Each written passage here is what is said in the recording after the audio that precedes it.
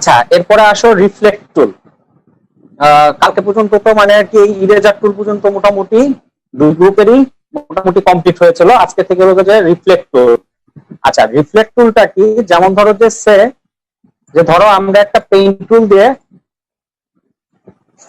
এই একটা ধরো শেপ আঁকলাম,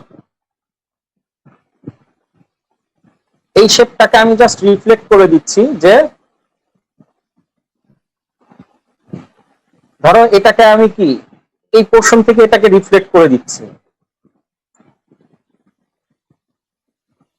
দেখো, অল্টার চেপে ধরে জাস্ট টান দিলে এটারই রিফ্লেকশন চলে আসতেছে। তার মানে কি, অনেক সময় দেখা যাচ্ছে যে আমরা যখন একটার রিফ্লেক্ট মানে উল্টা করতে চাই, তখন সেই ক্ষেত্রে কি যে জাস্ট ক্লিক করে আগে পয়েন্টটা মার্কিং করে নেই। যেমন ধরো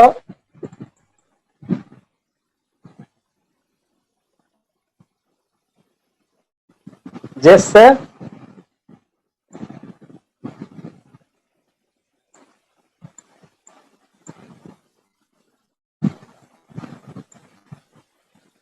ধরো এই আমার ড্রেসের আমি হাফ পোর্শন আঁকলাম, এটা কি জাস্ট কি আমরা রিফ্লেক্ট করে এখানে ধরো মাস পয়েন্ট একটা বিন্দু করে দিয়ে দেন অল্টার চেপে ক্লিক করে নিলে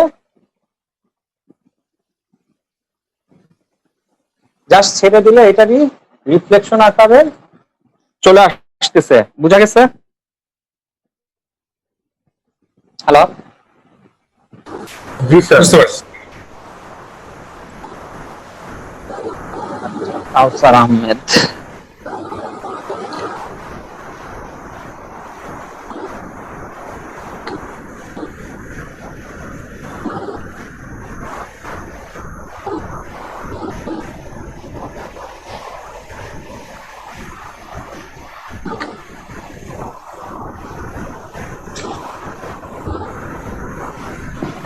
আচ্ছা, এরপরে আসতে হলো যে স্কেল টুল। এখন স্কেল টুলটা কি? যে যেমন ধরো ধরো এই একটা শেপ জাস্ট স্কেলের পারপাসে কি আমরা এটাকে ছোট বড় করতেছি, মানে জাস্ট নিজের মতো করে ছোট বড় করতে চাইলে ছোট বড় করে নিচ্ছি। এরপরে হলো যে শেয়ার টুল, যেটা সেটা হলো যে জাস্ট শেপটাকে একটু চেঞ্জ করে দিচ্ছি।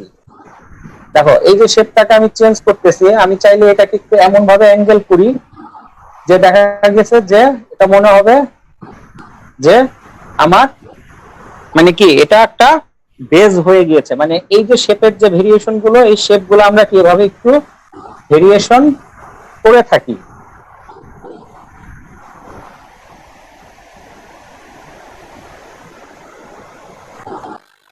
এখান থেকে এই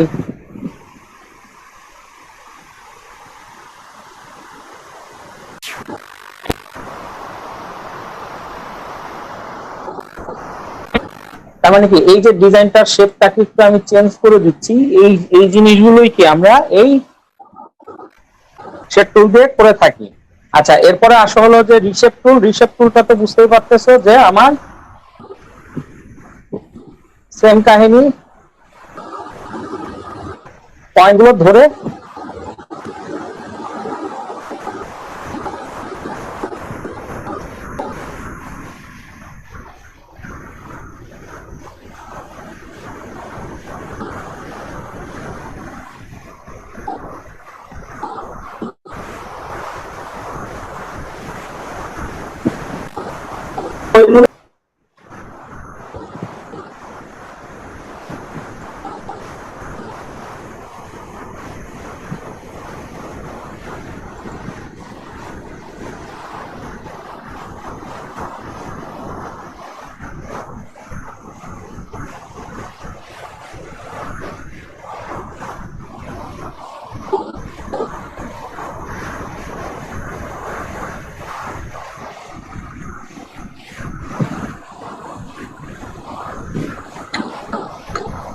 আচ্ছা, এই যে রিশেপ টুল গুলো আমরা এই যে যেমন ধরো যে পয়েন্ট আকারে দিয়ে দেন এগুলোকে আর কি ওই যেমন ধরো যে অ্যাড অ্যাঙ্কর পয়েন্ট টুল যেভাবে আমরা মানে সাইজ অনুযায়ী রিশেপ করতে চেষ্টা করতাম, সেটাই আমরা কি এই রিশেপ টুল দিয়েও কি করে থাকি যে পয়েন্ট দিয়ে দিয়ে।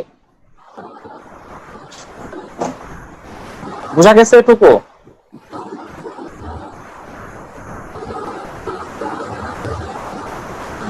স্যার আমি এই টুলগুলো কোত্থেকে বের করছেন? আমি তো বের করতে পারতেছি না। এই যে পরের টুলগুলো, এই যে পরে রোটেট টুল, রিফ্লেক্ট টুল, তারপরেরটা হলো স্কেল, শেয়ার, রিপ্লেস। এরপরের টুলটা হলো যে এই যে উইথ টুল থেকে শুরু। স্যার সেটা না, আপনি যে এটা নিয়ে যে বাইরে যে বাই করে নিয়েছিলেন ওটা পারতেছি না। এই যে তীর চিহ্ন ক্লিক করলেই তো বের হয়ে আসতেছে, যে তীর চিহ্ন ক্লিক করলে বের হয়ে আসবে। Okay sir, thank you. ওদিনকেই তো বলে দিলাম যে তীর চিহ্নের মধ্যে নিয়ে গেলে তাহলে এটা বের হয়ে আসবে।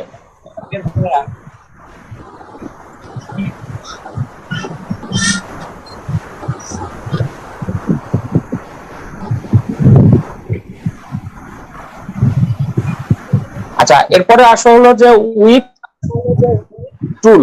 উইথ টুলটা হলো, সাপোজ ধরো এই একটা রেক্টেঙ্গেল আমি টান দিলাম, দেন এখানে আর কি দেখো একটু 3D শেপ করার জন্য কি আমরা এই উইথ টুলটা ইউজ করে থাকি, ঠিক আছে?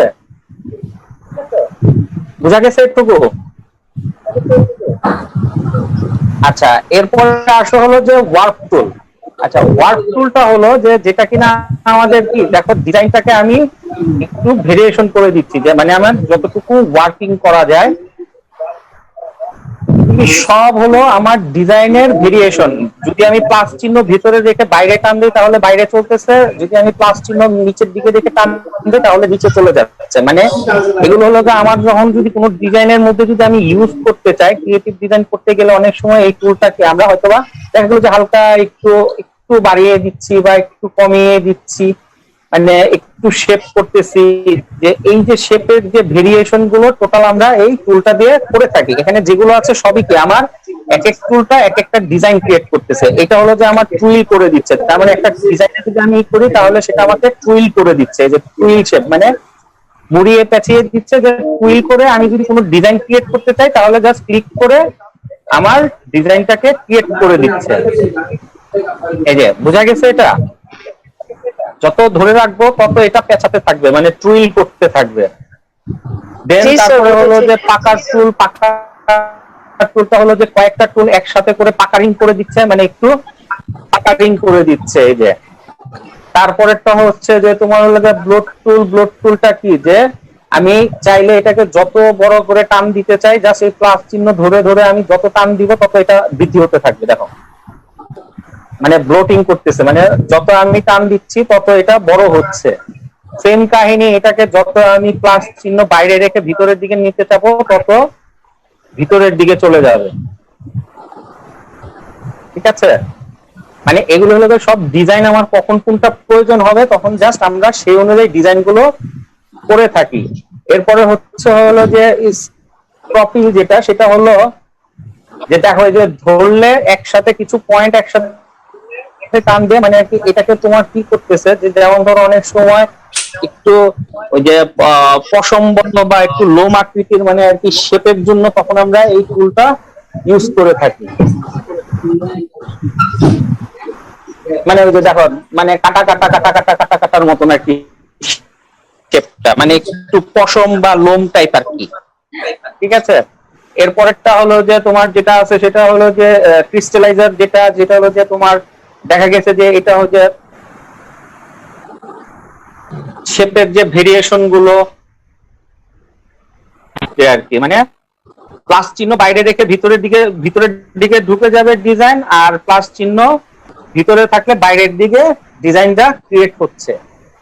এই ডিজাইনের ভেরিয়েশন গুলো বোঝা যাচ্ছে যে কোনটা কি ডিজাইন ক্রিয়েট করতেছে। আচ্ছা, এরপরটা হলো যে ক্রিঙ্কেল, যেটা হলো যে আমার রিঙ্কেল, যেটা সেটা হচ্ছে কি করতেছে, যে আমার দেখো ওই যে জিগজ্যাগের মতন, যেটা একটু বড় করলে বুঝতে পারবা। যেমন ধরো এই যে দেখো কাপাকাপি শুরু করছে, মানে আর কি এটা একটু স্যার এখানে একটু প্রবলেম হয়েছে। আপনি যে যেগুলা নিচ্ছেন, টুলগুলা নিচ্ছেন, জাস্ট নিয়ে কি এই লাইনের বর্ডারের মধ্যে জাস্ট ক্লিক করে নাড়ানাড়ি করলেই হয়ে যাচ্ছে নাকি? হ্যাঁ, এগুলো বর্ডার পাত লাগবে না, না পাত লাগবে, পাতের উপরেই আর কি, এগুলো তো সব পাতের উপরে কাজ।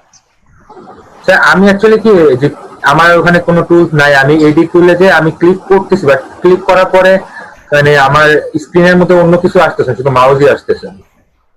না, এটা তো পাত লাগবে, এই জন্যই তো যে একটা রেক্টেঙ্গেল টেনে নিছি। মানে এগুলো Okay. ডিজাইনটা আমাদের, এটা আমার এখন কোনো একটা ডিজাইনের মধ্যে তো ক্রিয়েট করতে হবে, তাই না? তো সেই জি, ক্ষেত্রে আমার যে কোনো একটা ডিজাইন বা একটা শেপ, ধরো যে আমি একটা স্টার শেপ নিলাম, এখন এটার মধ্যে হ্যাঁ। আমি চাচ্ছি যে তোমার যে ডিজাইন আপনি যে ক্লিক করতেছেন, ওখানে ক্লিক করার পর আপনার সার্কেল একটা বাটনের মতো এসে করতেছে, ওইটাই আমার আসতেছে। হ্যাঁ, এটা ওই যে তুমি ব্র্যাকেট দিয়ে ছোট বড় করে নাও, তোমারটা বোধহয় ছোট হয়ে রয়েছে। মানে মাউসই শো করতেছে, আর কিছুই শো করতেছে না। আমি ওই টুলে ক্লিক করার পরে এই যে আপনি যেটা লাস্টে দেখালেন যে রিঙ্কেল টুল, যেটা আমি ক্লিক করলাম, বাট আমি স্ক্রিনে নিলে আর মানে যে নর্মাল মাউসের মতোই শো করতেছে। আচ্ছা, এই যদি এখন একটু শোনা করে, তাহলে এটার প্রবলেমটা আমি তোমাকে পরে মানে আর কি ক্লাস শেষ করে তারপরে আমি ওটা দেখে দেন বুঝতে পারবো যে কি প্রবলেম। আচ্ছা, একটু তাহলে লাইক আমি ক্লাস শেষে আপনাকে স্ক্রিন শেয়ার করে আমি দেখাবো। হ্যাঁ হ্যাঁ হ্যাঁ, ওইটা তাহলে স্ক্রিন শেয়ার করে পরে তাহলে আমাকে একটু দেখাও। আপাতত আমি টুলগুলো প্রবলেম মানে ইসে আসতেছে না। শুধু আপনি যেমন মাউসই ক্লিক আছে। করার সাথে সাথে সাইকেল চলে আসতেছে, আপনি পরে বর্ডারে ক্লিক করলে ইফেক্টটা চলে আসতেছে। আর আমি ওই টুলটা সিলেক্ট করার পরে পেজে আনলে মানে জাস্ট নরমাল মাউসই শো করে, এরকম কোনো সার্কেল শো করে না। স্যার আমি তো টুলগুলো বাইরে করতে পারতেছি না। টুলগুলো বাইর করার নিয়ম হলো যে এই যে রাইট বাটন ক্লিক করে, এই যে দেখো এখানে তীর চিহ্ন আছে, এই যে যেটা তীর চিহ্ন আছে এই তীরের মধ্যে জাস্ট রাইট বাটন ক্লিক করলে কিন্তু কোনো কিছুই আসে না, এখানে দাঁড়ায় থাকে। লেফট বাটন ক্লিক করে ধরে রাখো, এটা আসে না তো। রাইট না লেফট বাটন। ইলাস্ট্রেশন 2020 ইউজ করতেছে, স্যার এটা লেফট কি বাটন problem? ধরে রাখলে কিছুক্ষণ দেন এটা বের হয়, দেন ওটা সাইডে যে তীর চিহ্নটা আছে ওখানে ক্লিক করলে বাইরে হ্যাঁ, ওই চলে তীর আসে। চিহ্নতে, এই তীর চিহ্নটা ক্লিক করে এগুলোকে আমরা বের পাইছি, করে স্যার, নিই, পাইছি। জি স্যার, পাইছি। কারণ এই যে তীর চিহ্নটাকে দিয়ে আমরা ওইটাকে বের করে নিই। স্যার আরেকটা প্রবলেম আমার, স্যার আমি হচ্ছে একটা ইউজ করার পরে ওইটাকে যে মানে বাদ দিয়ে দিব, আরেকটা লাইক আরেকটা কি বলে টুলস বের করবো, সেখান থেকে আমি কাজ করব, বাট আমার হচ্ছে আগের যে ওইটা মাউস মানে পেজের মধ্যে থাকে, উল্টো পাল্টা হাবিজাবি হয়ে যায়, আমি আরেকটা ইউজ করতে পারি না, ওটাকে বাদ দিয়ে কিভাবে মানে একটা কাজ করে শেষ হওয়ার পরে ওটাকে স্টপ করি কিভাবে, আমি এটা পারি না। সবসময় মানে আর কি সিলেকশন টুলের উপর থাকতে হয়, ঠিক আছে? মানে আর কি কোনো একটা কাজ করার পর দেন বাইরে ক্লিক করে সিলেকশন টুল, মানে কোনো একটা কাজ আমি এখানে করতেছি, দেন বাইরে ক্লিক করে সিলেকশন ছেড়ে দিয়ে দেন আবার সিলেকশন টুল। ও আচ্ছা, মানে যখন আমি কাজ শেষ করবো বাইরে ছেড়ে দিতে হবে, আবার কাজ করার বাইরে সময় আবার ক্লিক করে select আবার করতে হবে। আবার ধরাতে হবে। হ্যাঁ হ্যাঁ হ্যাঁ, বারবার খালি জাস্ট ধরানো। আর এই জন্যই যেমন আমার ধরো মানে সবসময় কন্টিনিউয়াসলি মানে যেমন ধরো এটার মধ্যে আমি একটা কাজ করতেছি, তারপরে দেখো আমি কিন্তু বাইরে ক্লিক করে তারপর আবার ধরি। এটা খেয়াল করছো কিনা জানি না, তবে এগুলো বাইরে ক্লিক করে আবার ধরে ধরে কাজ করতে হয়। তো যেমন আমারটার মধ্যে আমি আপনি যে শর্টকাট বলি যে আপনি যে ওয়ার্ক টুল, যেটা আমার এখানে সফটওয়্যার শো করতেছে, শিফট প্লাস আর দিলে শুধু ওয়ার্ক টুলটা আসে, যে কোনো সিলেক্টের কোনো অপশন নাই, জাস্ট মাউস একটু স্ক্রিন শেয়ার করলে আমি বুঝতে পারবো, কারণ না যে না দেখে আমি তোমাকে তো শেয়ার বলতে পারতে শিওর। আচ্ছা, আপনি কি অ্যাক্সেস দেন তাহলে করতেছেন। হ্যাঁ হ্যাঁ, আমি দিয়ে দিচ্ছি।